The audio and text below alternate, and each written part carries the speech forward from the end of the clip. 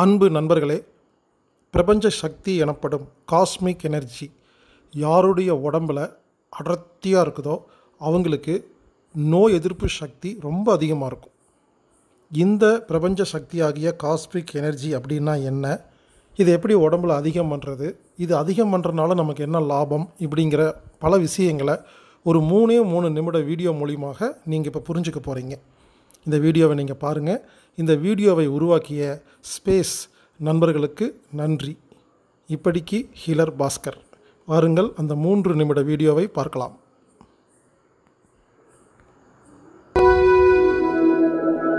இப்பொழுது நாம் பிரபஞ்ச சக்தியை பற்றி தெரிந்து கொள்வோம்.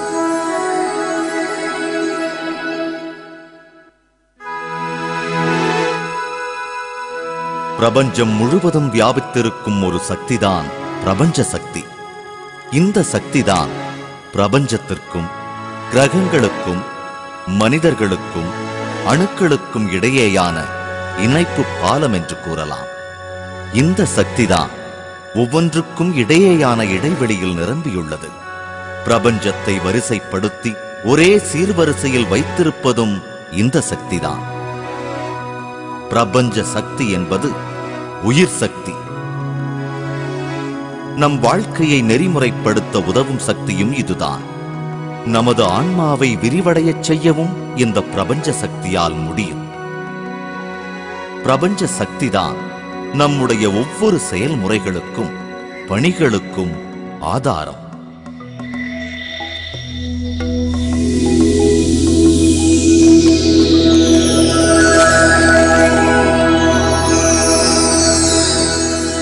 குறைந்த அளவு ஆழ்ந்த உறக்கத்திலும் பூரண அமைதியிலும் இந்த சக்தியை பெறலாம். நமது அன்றாட பணிகளுக்கு இந்த சக்தியைத்தான் பயன்படுத்துகிறோம். பார்ப்பதற்கு, பேசுவதற்கு, கேட்பதற்கு, யோசிப்பதற்கு மற்றும் நம் உடலின் எல்லா செயல்களுக்கும் பிரபஞ்ச சக்தியைத்தான் உபயோகப்படுத்துகிறோம். உறக்கத்தின் பொழுது நமக்கு கிடைக்கும் குறைவான பிரபஞ்ச சக்தி நம்முடைய அன்றாட பணிகளுக்கு போதுமானதாக இல்லை. அதனால்தான் நாம் களைப்படைந்து சோர்வடைந்து ஒருவித பதட்டத்துடன் காணப்படுகிறோம். இதன் காரணமாகத்தான் மனசோர்வு, உடல் உபாதைகள் மற்றும் எல்லாவித நோய்களுக்கும் ஆளாகிறோம். இந்த அவஸ்தைகளிலிருந்து நாம் வெளிவர நமக்கு இன்னும் அதிகமாக பிரபஞ்ச சக்தி தேவைப்படுகிறது.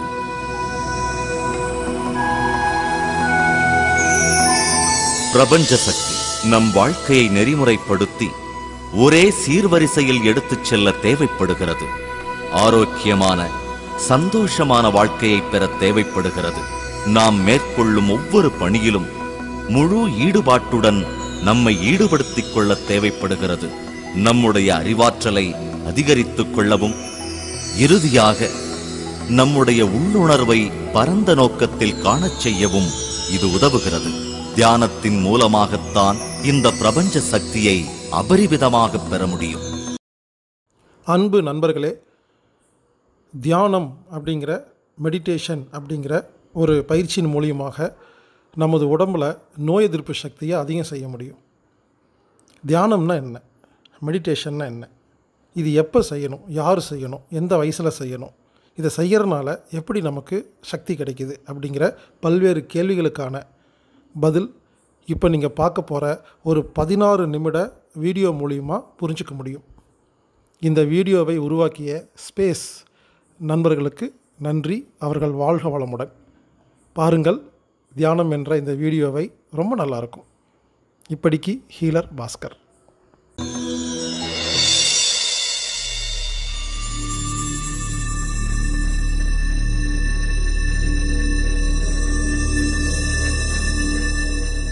தூக்கம் விழிப்புணர்வற்ற தியானம், தியானம் விழிப்புணர்வான தூக்கம். தூக்கத்தின் பொழுது குறைந்த அளவுதான் பிரபஞ்ச சக்தியை பெற முடிகிறது. தியானத்தில் ஈடுபடும் பொழுது அபரிவிதமான சக்தியை பெற முடியும். இந்த சக்தி நம்முடைய உடல், மனம் மற்றும் அறிவுத்திறனை பல மடங்கு விரிவடையச் செய்கிறது. நம்முடைய 6வது அறிவின் கதவு திறக்கவும் விரிவடையவும் இது உதவுகிறது. தியானத்தின் மூலம் கிடைக்கப்பெறும் அதீதமான சக்தி நம்மை சந்தோஷப்படுத்தும், நம் ஆரோக்கியத்தை அதிகரிக்கும், முழு மனநிறைவுடன் காணப்படுவோம். மேலும் பல சிகரங்களை தொடச் செய்யும். தியானம் என்பது வேறு ஒன்றுமில்லை, விழிப்புணர்வுடன் நமக்குள் நாம் செல்லும் பயணமே தியானம். தியானம் என்பது ஒரு பயணம். தியானத்தின் பொழுது நாம் நம் உடலிலிருந்து மனதிற்கு பயணிப்போம். மனதிலிருந்து அறிவாற்றலுக்கும், அறிவாற்றலிலிருந்து நமக்குள், பின்பு அதையும் தாண்டி. தியானம் மேற்கொள்ள முதலில் நம் உடல் மற்றும் மனம் சம்பந்தப்பட்ட செயல்களை நிறுத்த வேண்டும். அதாவது உடல் அசைவுகளையும், பார்ப்பது, பேசுவது, யோசிப்பது போன்ற செயல்களையும். தியானம் செய்யும் முறையை நாம் தெரிந்து கொள்ளலாம்.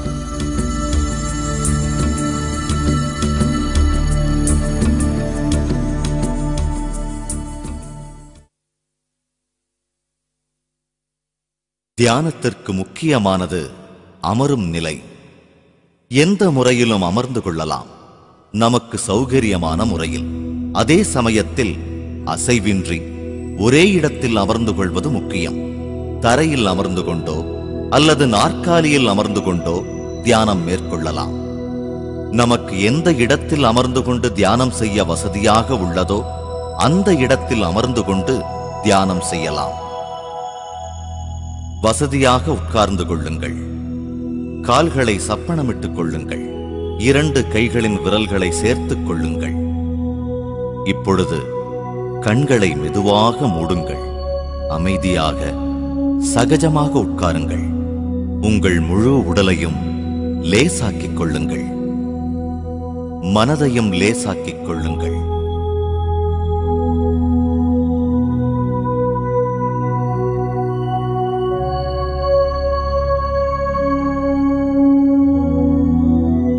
கால்களை பின்னி விரல்களை கோர்த்த நிலையில் நமக்கு ஒரு சக்தி வளையம் உருவாக்கப்படுகிறது.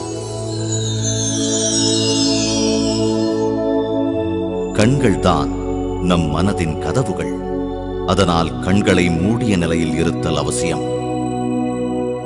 மந்திரம் உச்சரிப்புகள், வேறு உச்சரிப்புகள் மனதின் வேலை. அதனால் இவைகளை நிறுத்த வேண்டும்.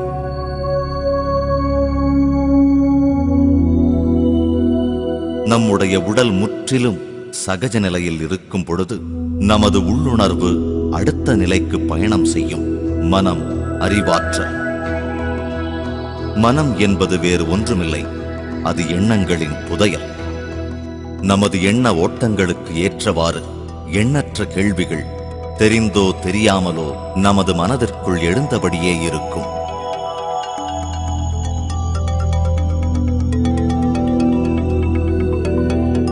மனதை, அறிவாற்றலை கடந்த நிலைக்கு நாம் செல்ல வேண்டுமென்றால் நாம் நமது மூச்சுக்காற்றை கவனிக்க துவங்க வேண்டும். நமது ஆன்மாவின் இயற்கையான குணம் கவனித்தல். இதனால் நாம் நமது மூச்சுக்காற்றை கவனிக்க துவங்க வேண்டும். மூச்சு விடுவதை ஒரு செயலாக எண்ணி செய்யக்கூடாது. காற்றை உள்ளே இழுப்பதும் வெளியே விடுவதும் நமக்கு தெரிந்து நடக்கக்கூடாது. மூச்சுக்காற்றை சுவாசிப்பதும் வெளியேற்றுவதும் தன்னிச்சையாக நடைபெற வேண்டும். நம்முடைய இயற்கையான சுவாசத்தை கவனித்தல் மட்டுமே போதுமானது. இதுதான் முக்கியம். இதுதான் நம் எண்ணங்கள் சிதறாமல் இருக்க சிறந்த வழி.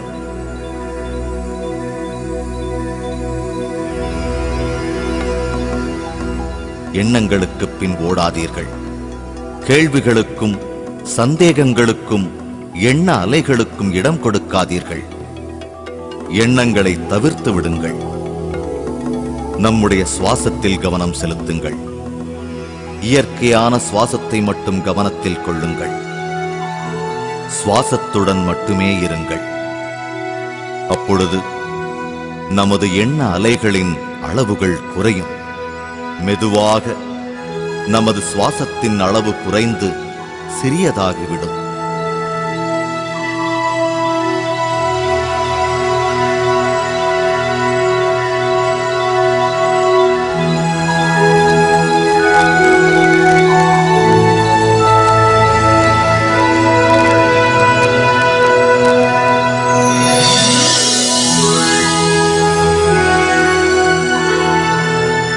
இறுதியில் சுவாசத்தின் அளவு மிகவும் குறைந்து நம் புருவங்களுக்கு இடையே ஒரு ஒளிக்கீற்றைப் போல திடப்படுத்திக் கொள்ளும். இந்நிலையில் ஒருவருக்கு சுவாசமும் இருக்காது, எண்ணங்களும் இருக்காது. எண்ணங்களற்ற நிலையில் இருப்பார்.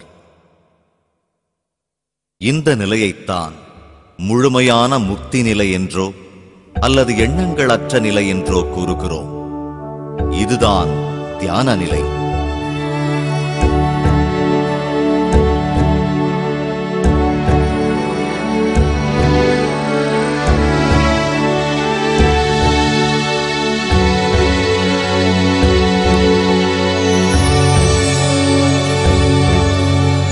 இந்த நிலையில்தான் பிரபஞ்ச சக்தி அருவி போல் நமக்குள் பாயும். தியானம் அதிகமாக செய்வதன் மூலம் நமக்கு பிரபஞ்ச சக்தி அபரிவிதமாக கிடைக்கப் பெறும்.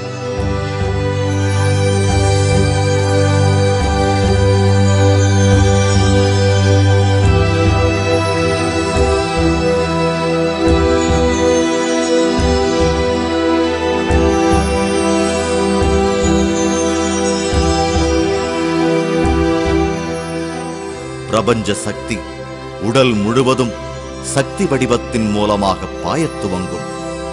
இதை தெய்வீக வடிவம் என்றும் கூறலாம்.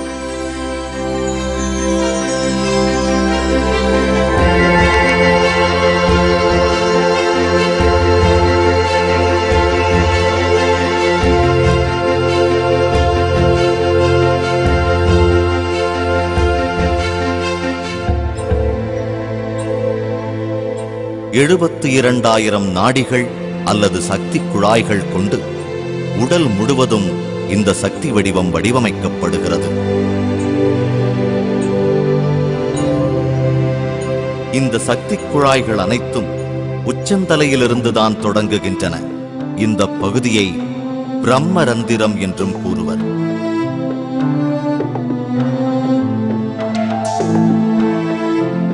இந்த சக்தி குழாய்கள் நம்முடைய உடல் முழுவதும் செடிகள், வேர்கள் மற்றும் இளம் கிளைகள் போல பரவி கிடக்கும்.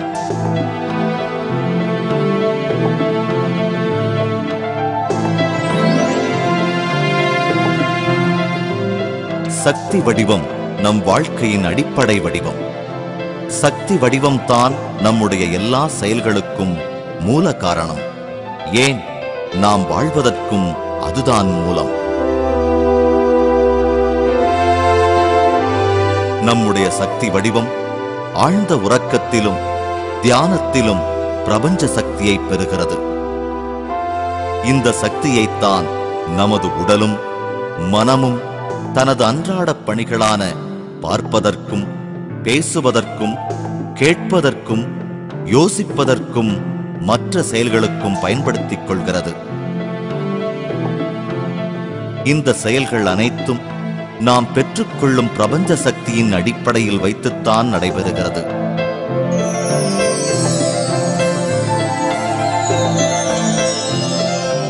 நமக்குள் நாம் பெற்றுக்கொள்ளும் பிரபஞ்ச சக்தியின் அளவு நமது எண்ணங்களை பொறுத்ததுதான். எண்ணங்கள் அதிகமாக இருந்தால் பிரபஞ்ச சக்தி பாயும் அளவு குறைக்கப்படுகிறது. நமது எண்ணங்கள் தான் பிரபஞ்ச சக்தியின் பாய்ச்சலுக்கு தடுப்புச் சுவர் போடுகிறது. பிரபஞ்ச சக்தியின் வருகை குறைய குறைய நமது நாடிகள் அல்லது சக்தி குழாய்கள் பழுதடைகிறது. இதன் காரணமாக புலப்படாத வெற்றிடம் நம் சக்தி வடிவத்தில் தோன்றுகிறது. இது நாளடைவில் நம்முடைய உடலில் நோயாக மாறும். மொத்தத்தில் நம்முடைய உடலில் தோன்றும் அனைத்து நோய்களுக்கும் மூல காரணம் நம் உடலில் போதிய அளவு பிரபஞ்ச சக்தி இல்லாததுதான்.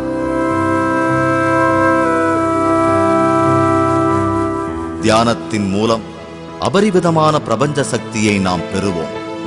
இந்த சக்தி சக்தி குழாய்கள் மூலம் நம்முடைய சக்தி வடிவம் முழுவதும் பாய்கிறது. அதிகமாக பாயும் பிரபஞ்ச சக்தி நம்முடைய சக்தி குழாய்களை சுத்தப்படுத்தி அதற்குள் ஏற்பட்டிருக்கும் வெற்றிடத்தை தகர்த்தெறிகிறது. நமது வெற்றிடங்கள் சுத்தப்படுத்தப்பட்டால் நம் நோய்களிலிருந்து நாம் வெளிவரலாம்.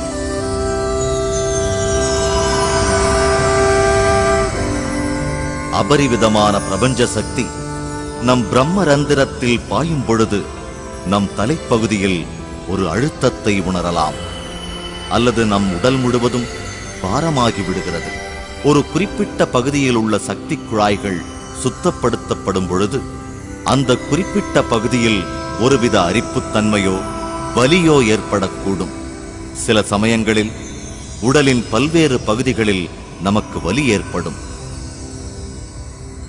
இந்த வலிகளுக்கு எந்தவித மருந்தும் எடுத்துக்கொள்ள வேண்டாம். மேலும் அதிகமான தியானம் மேற்கொள்வதன் மூலம் இந்த வலிகள் காணாமல் போகும்.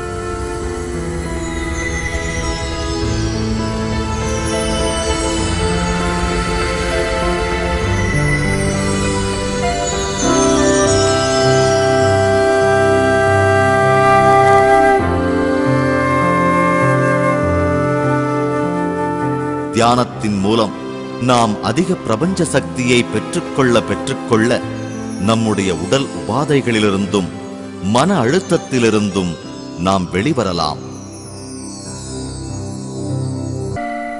நாம் இதுவரை பார்த்து வந்ததை மீண்டும் ஒரு முறை அலசுவோம்.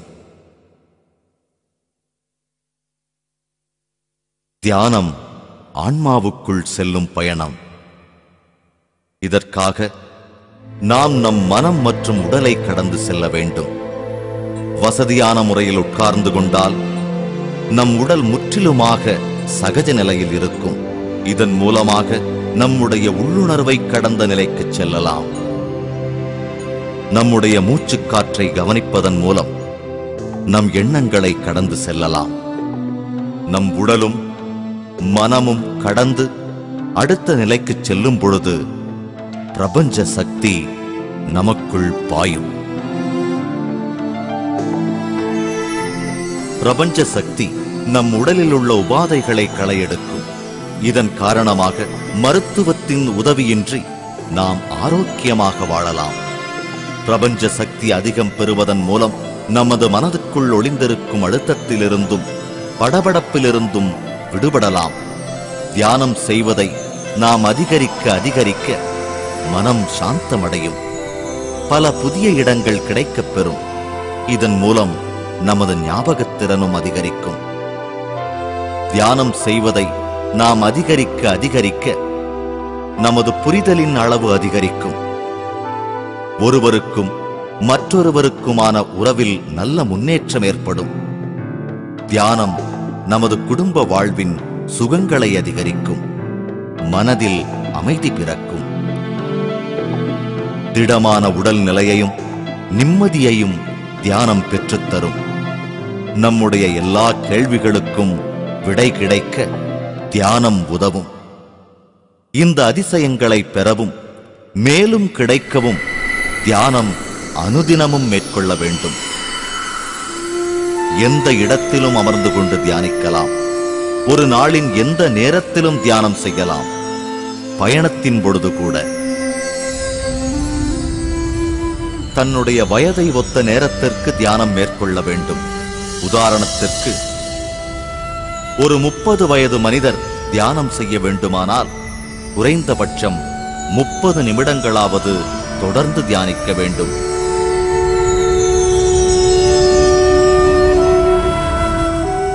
தியானம் செய்ய குடும்ப வாழ்க்கையிலிருந்து விலகிட வேண்டும் என்பதெல்லாம் இல்லை. ஒவ்வொருவரும் தியானம் செய்ய வேண்டும். சிறுவர்கள்தான் தியானத்தில் சிறந்தவர்கள். 5 வயதிலிருந்து அவர்கள் தியானம் செய்யலாம்.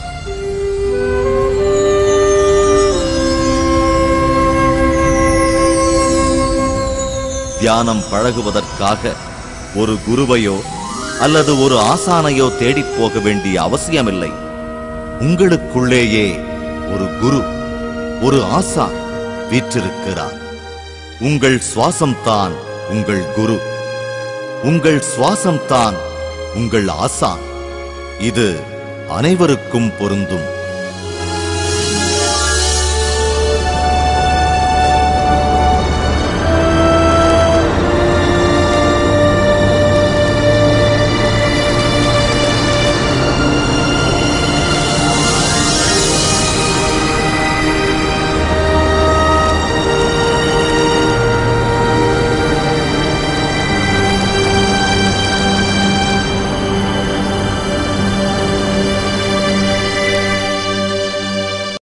நண்பர்களே, பிரமிடு என்ற ஒரு அமைப்பை உருவாக்கி அதன் மூலியமாக நாம் சக்தியை எடுத்துக்கொண்டு அந்த சக்தியின் மூலியமாக நோய் எதிர்ப்பு சக்தியை அதிகரிக்க முடியும். இப்பொழுது ஒரு 4 நிமிட வீடியோ மூலியமாக பிரமிடுன்னா என்ன, அது எந்த அளவு நம்ம வடிவமைக்கணும், அதனால் என்ன லாபம் அப்படிங்கிறத நீங்கள் பார்க்க போகிறீங்க. இந்த வீடியோவை உருவாக்கிய ஸ்பேஸ் நண்பர்களுக்கு நன்றி. மேலும் விவரங்களுக்கு எனது குருநாதராகிய பிரம்ம ரிஷி பத்ரிஜி அவர்களுடைய வீடியோவெல்லாம் யூடியூப்பில் பாருங்கள்.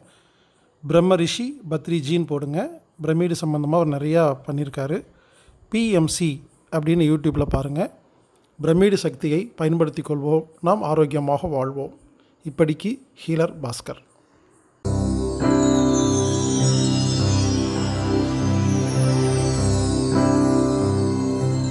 பிரமிடுக்குள் அமர்ந்து தியானித்தால் தியான நிலை 3 மடங்காக பெற முடியும். இப்பொழுது பிரமிட் மற்றும் பிரமிட் சக்தியை பற்றியும் தெரிந்து கொள்ளலாம்.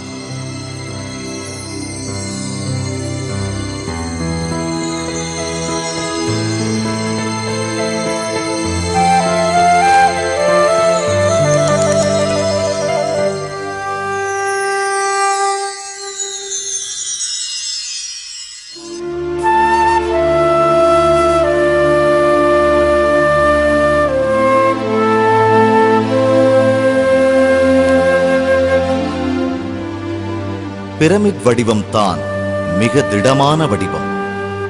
பூமி பந்தில் இந்த வடிவத்தில் மிக அதிகமான பிரபஞ்ச சக்தியை பெற முடியும். 52 டிகிரி 51 நிமிடங்கள் கோணத்தில் தான் இந்த பிரமிடுகள் வடிவமைக்கப்படுகின்றன. அந்த கோணம்தான் மிக அதிகமான பிரபஞ்ச சக்தியை பிரமிடுக்கு பெற்றுத் தருகிறது. எந்த விதமான பொருட்களை வைத்துக் கொண்டும் பிரமிடுகளை வடிவமைக்கலாம். வடிவமைக்கப்பட்ட பிரமிடுகளின் பொருட்களுக்கும் நாம் பெறப்போகும் பிரபஞ்ச சக்தியின் அளவுக்கும் சம்பந்தமில்லை. பிரமிடு வடக்கு, தெற்கு, கிழக்கு மற்றும் மேற்கு திசைகளை சரியான வரிசையில் கொண்டு வடிவமைக்கப்பட வேண்டும்.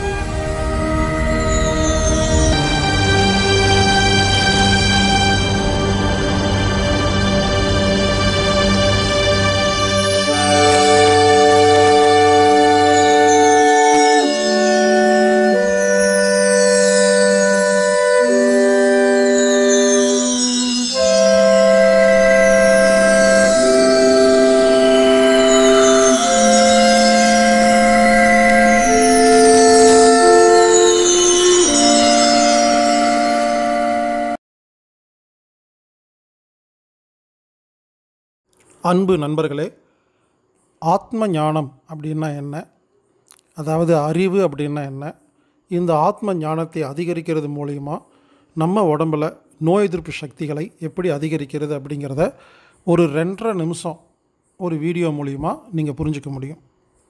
இந்த வீடியோவை இப்போ நீங்கள் பாருங்கள்.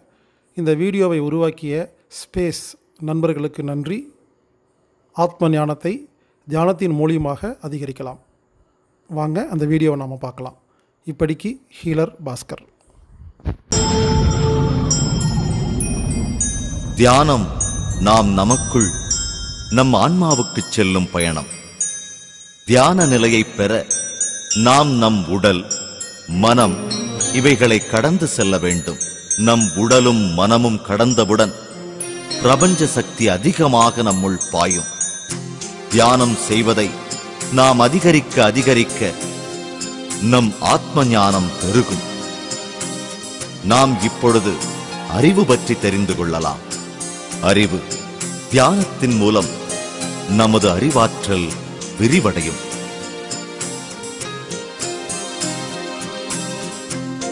தியானம் நம்மை உன்னத அறிவு நிலைக்கு கொண்டு செல்லும். அறிவு என்பது வேறொன்றுமில்லை, அனுபவம்தான். அனுபவம் என்றால் உடல், மனம், அறிவு மற்றும் ஆன்மா இவைகள் சேர்ந்த நிலையில் வாழ்வது.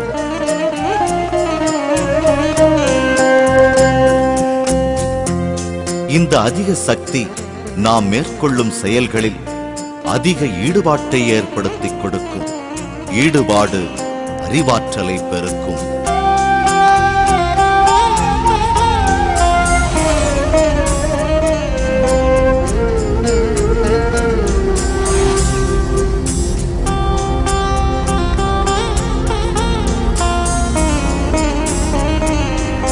அறிவு பெருகுவதன் மூலம் புரிதலும் ஞானமும் அதிகரிக்கும்.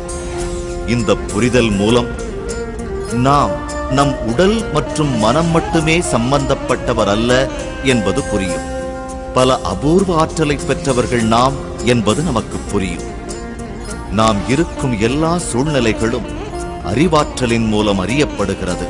புரிதலின் மூலம் நம்முடைய எல்லா பிரச்சனைகளிலிருந்தும் வெளிவர முடியும். அதிக சக்தியும் அதிக அறிவாற்றலும் நம்முடைய உள்ளுணர்வை விரிவடையச் செய்யும். அதிக அறிவாற்றலை அதிகரிப்பதற்கு நாம் ஞானக்கண் மற்றும் அக உடலை பற்றி தெரிந்து கொள்வது மிக அவசியம்.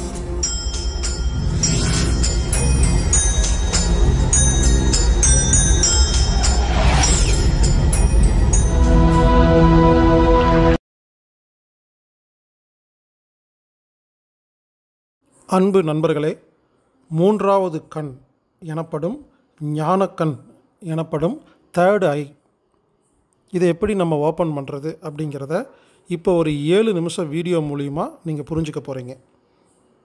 இந்த மூன்றாவது கண் அப்படிங்கிற ஞானக்கண் அப்படிங்கிற தேர்ட் ஐ ஓப்பன் பண்ணுறது மூலியமாக நமது சக்தியை அதிகரிக்க முடியும், நோய் எதிர்ப்பு சக்தியை அதிகரிக்க முடியும்.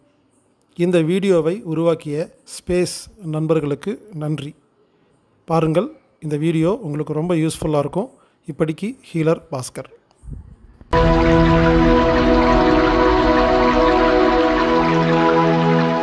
ஆன்மாவின் முக்கிய கருவி ஞானக்கண். அடுத்த நிலையில் உள்ளவற்றை பார்க்கவும், உணரவும், கேட்கவும் இந்த ஞானக்கண் உதவுகிறது.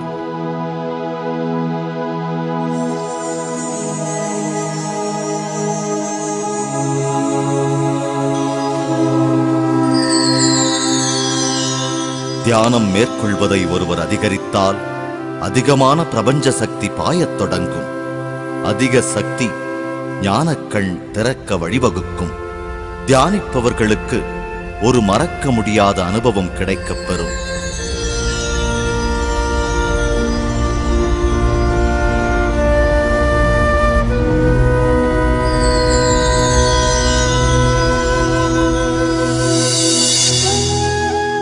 ஞானக்கண் செயல்பட துவங்கும் சமயத்தில் நமது முன் நெற்றிப் பகுதியில் ஒருவித எரிச்சலோ அல்லது யாராவது பிடித்து தள்ளுவதைப் போன்ற உணர்வோ ஏற்படும்.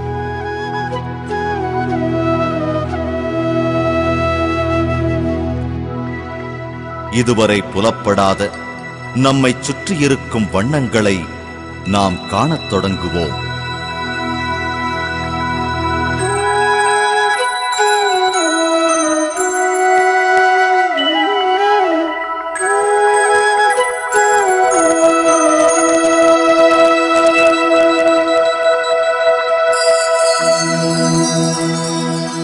பல முணுமுணுப்புகள் கேட்கத் துவங்கும். காலடி ஓசைகளை கேட்கப் பெறுவோம்.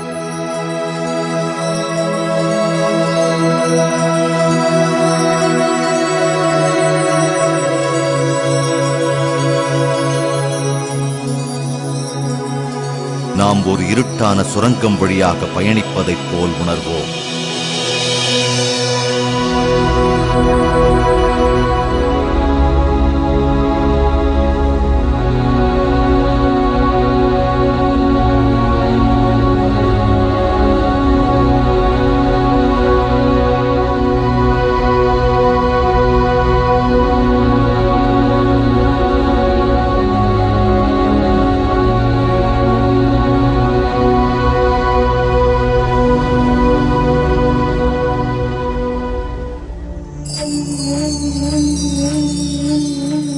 சக்தி வடிவம் போதுமான சக்தியை தியானத்தின் மூலம் பெற்றவுடன் நம் ஞானக்கண் முழு வளர்ச்சியை எட்டும்.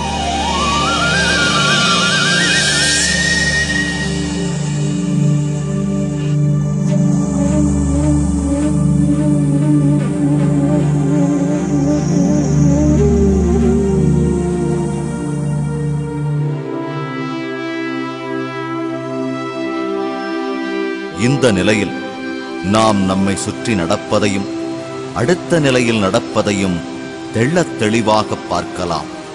ஞானக்கண் முழுமையாக செயல்படும் நிலையில் நாம் நம் கண்கள் பார்க்கும் விஷயங்களை அதிக தெளிவுடன் காணப்பெறலாம்.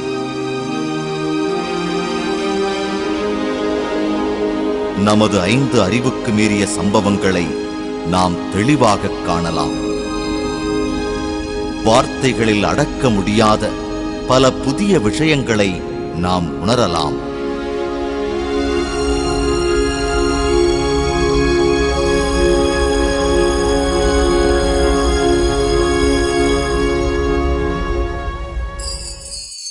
நம் ஆன்மாவின் குரலை கேட்கலாம்.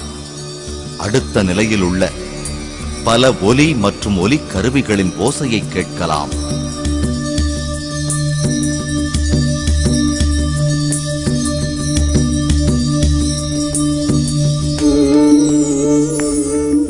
நம்மிடையே இல்லாத பல ஆசான்களை நாம் பார்க்கலாம்.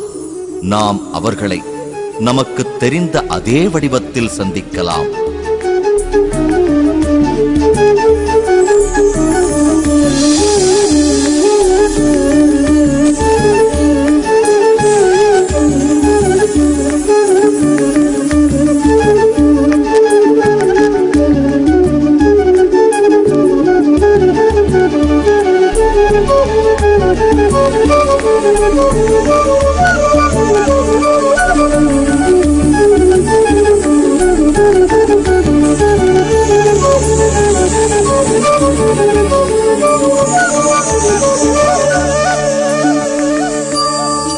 மேலும் தியானத்தின் மூலம் நம் ஆசான்களை ஒரு ஒளிவட்டமாக நாம் காணலாம்.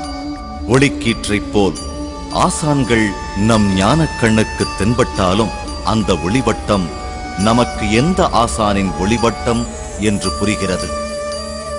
அவர்களுடைய அருள் உரைகளை கூட நம்மால் கேட்க முடியும்.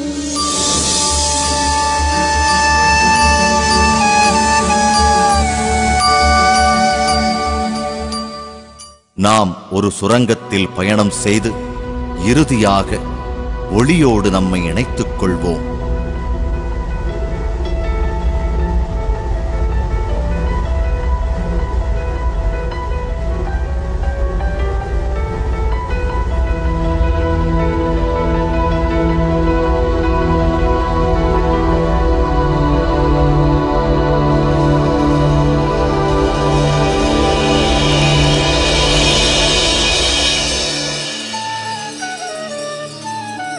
ஞானக்கண் பற்றி தெரிந்து கொண்டதால் நமக்கு நன்மைகள் சில.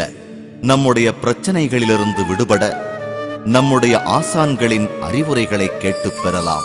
அடுத்த நிலையில் உள்ளவற்றை பார்த்தும் உணர்ந்தும் நம் கேள்விகளுக்கு விடைகள் கிடைக்கப் பெறலாம். இதன் மூலம் நம்முடைய செயல்களில் மாற்றம் தோன்றும். நம்முடைய நம்பிக்கைகளில் மாற்றம் பிறக்கும். நம்முடைய புரிதல்கள் மாறும். மூன்றாவது கண் அனுபவத்தின் மூலம் வாழ்க்கை பற்றிய நம் கண்ணோட்டமே மாறும்.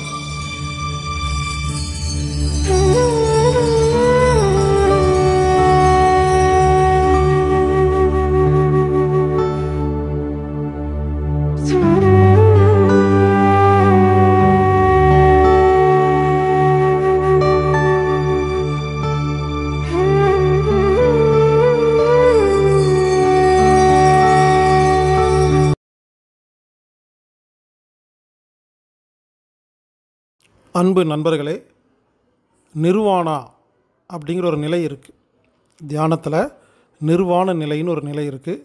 இந்த நிலைன்னா என்ன, அந்த நிலையை அடையிறது எப்படி, அதன் மூலிமா நமக்கு என்ன லாபம் அப்படிங்கிறத 3 நிமிட வீடியோ மூலிமா நீங்கள் புரிஞ்சுக்க முடியும். வாங்க அந்த 3 நிமிட வீடியோவை நம்ம பார்க்கலாம். இந்த வீடியோவை உருவாக்கிய ஸ்பேஸ் நண்பர்களுக்கு நன்றி. வாழ்க வளமுடன். இப்படிக்கு ஹீலர் பாஸ்கர்.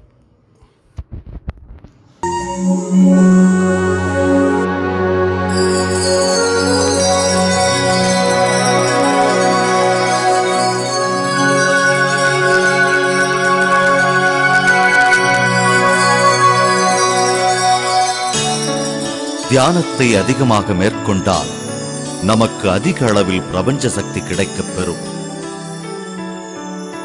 நாம் செய்து கொண்டிருக்கும் பணியில் நம் ஈடுபாட்டை பிரபஞ்ச சக்தி அதிகரிக்கச் செய்யும்.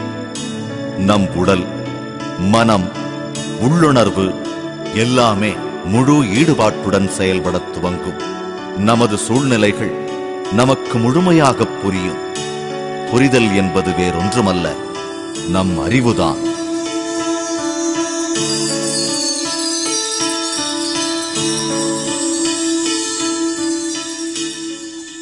ஒரு மனிதன் அனுபவத்தை மட்டுமே பெறுவான். அந்த அனுபவத்தின் மூலம் கிடைக்கப் பெறும் அறிவாற்றலை காணத் தவறிவிடுவான். காரணம், எல்லா சூழ்நிலைகளையும் அதன் அனுபவங்களையும் தன் புற உடலின் மூலம் மட்டுமே பெறுகிறான்.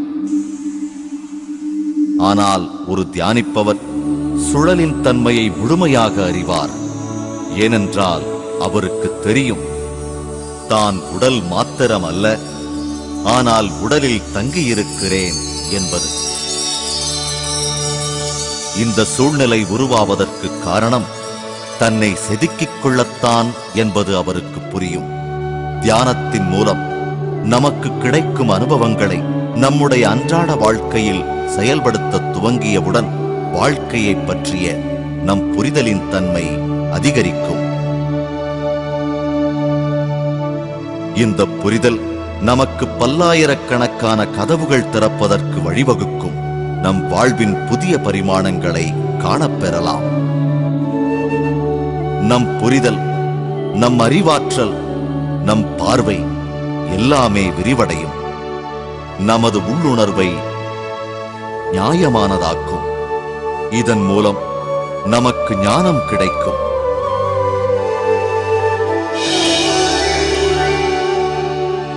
இந்த ஞான நிலையை தியானத்தில் 1000 தங்க இதழ்கள் மலர்ந்தது போல் அனுபவம் பெறுவோம்.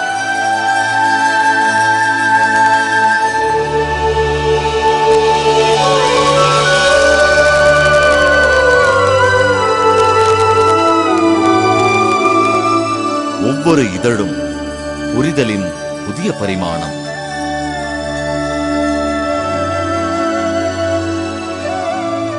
புதிய பரிமாணங்களை காண காண அடுத்த நிலையில் உள்ளவற்றை பற்றிய அறிவாற்றல் மேலும் அதிகமாகும். இந்த புரிதலினால் இறப்பு என்பது ஒன்று இல்லை என்றும், நாம் அனைவரும் கடவுளைப் போன்றவர்கள் என்பதும் தெரிய வரும். பிறப்பு என்பது என்ன, இறப்பு என்பது என்ன, இதை பற்றியெல்லாம் நமக்கு புரிய வரும்.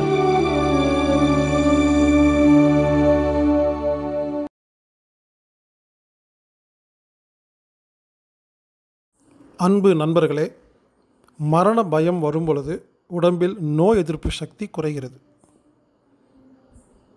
யாருக்கு பிறப்பு, இறப்பு, நரகம், சொர்க்கம் போன்ற விஷயங்களில் புரிதல் அதிகமாக இருக்கிறதோ அவர்களுக்கு மரண பயம் வருவதுமில்லை, நோய் எதிர்ப்பு சக்தி குறைவதுமில்லை. எனவே இதை பல்வேறு மதங்களில் இது சம்பந்தமாக நிறைய விளக்கமாக சொல்லியிருக்காங்க.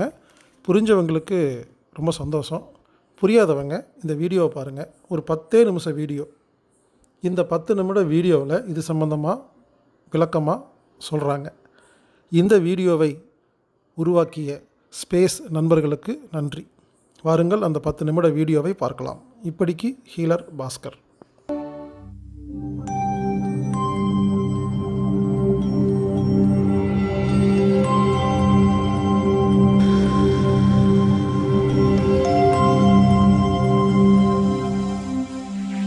இந்த பூமி பந்திற்கு நாம் ஓர் துகள் போல் வருகிறோம்.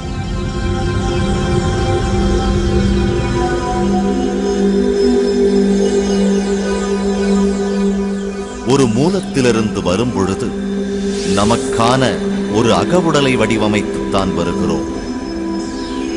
இந்த பூமியில் உன்னத அனுபவங்களை பெறவே நாம் வருகிறோம். இந்த அனுபவங்களை பெற கருவை நாமே தேர்ந்தெடுக்கிறோம். நமது பெற்றோர்களையும் சுற்றுப்புறத்தையும் சூழ்நிலைகளையும் நாமே தேர்வு செய்கிறோம். நம்முடைய முழு வாழ்க்கையின் வடிவத்தையும் நமக்குள் இருக்கும் நாம் அறிவோம்.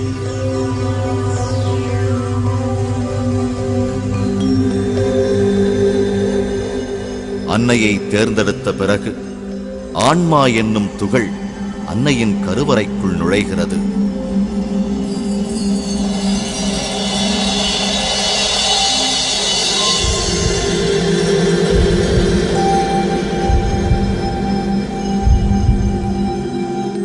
நம் அக உடலில் உள்ள பிரபஞ்ச சக்தியின் அளவை கொண்டு நம் புற உடல் தீர்மானிக்கப்படுகிறது.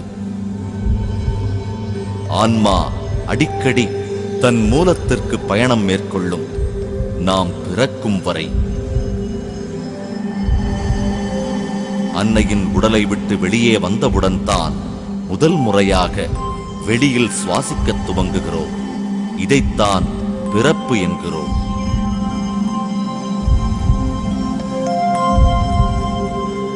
பிறந்த முதல் நாளிலிருந்து 7 வயது வரை மூலத்துடன் இணைந்திருக்கும்.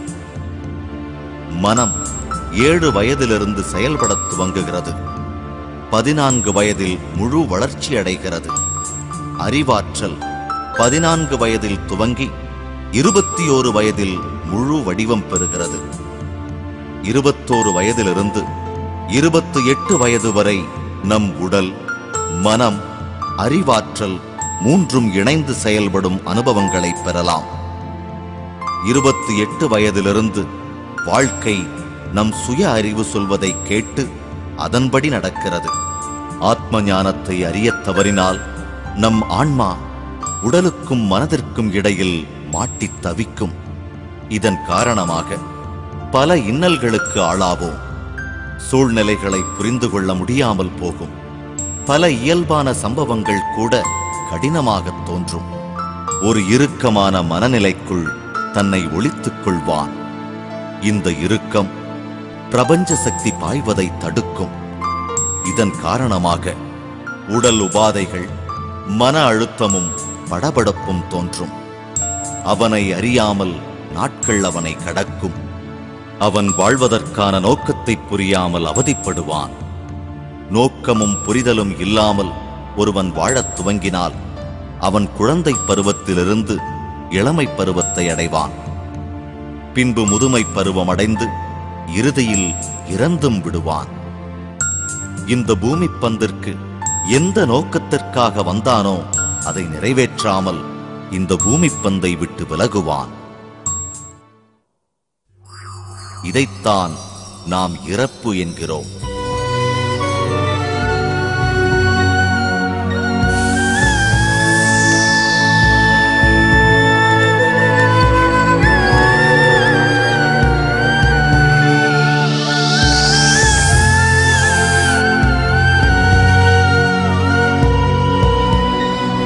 இறந்த பின்னும் இறுக்கமான அவன் மனதும் தவறான புரிதலும் அவன் மீண்டும் மூலத்தை சென்றடைய முடியாமல் தடுக்கும்.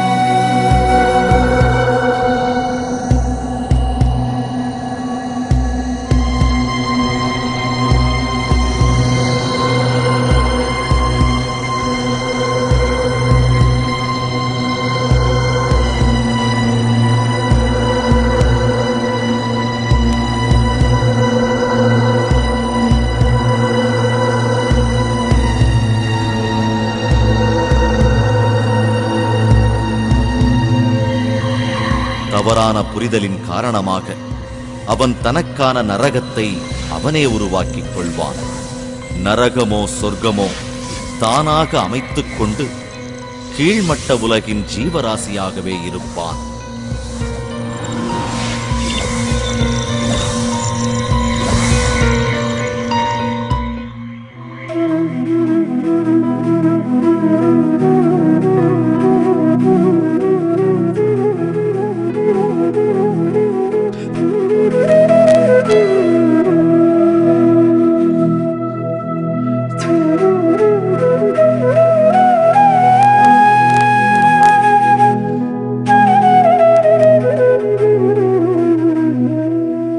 எப்பொழுது ஒருவன் தன் உடல், மனம், அறிவு, ஆத்மாவோடு இணைந்து வாழ்கிறானோ அப்பொழுதுதான் அவன் எல்லா சூழ்நிலைகளிலும் மன நிறைவுடனும் சந்தோஷத்துடனும் காணப்படுவான். இறந்த பின்னும் அவன் திரிசங்கு நிலையில் வாழமாட்டான். அவன் மூலத்திற்கு திரும்பச் சென்று விடுவான்.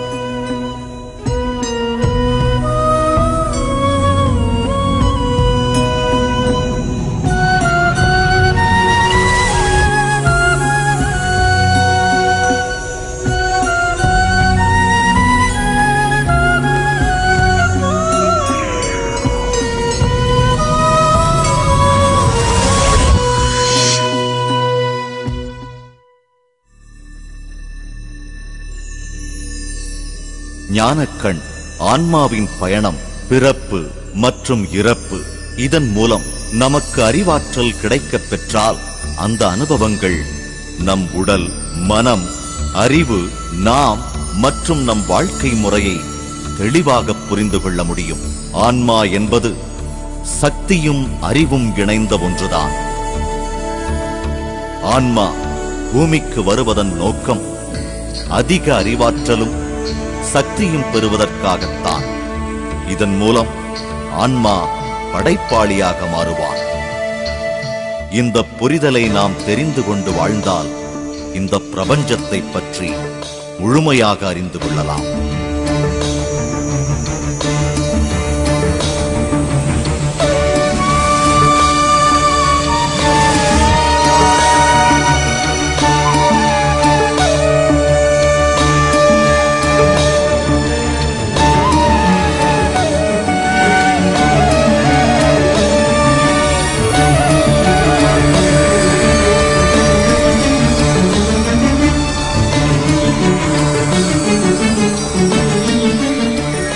இந்த புரிதலினால் ஒருவன் அற்புத படைப்பாளியாகலாம்.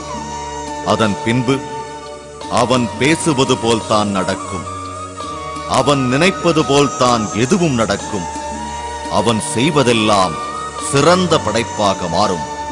இதுதான் ஒளிச்சுற்று.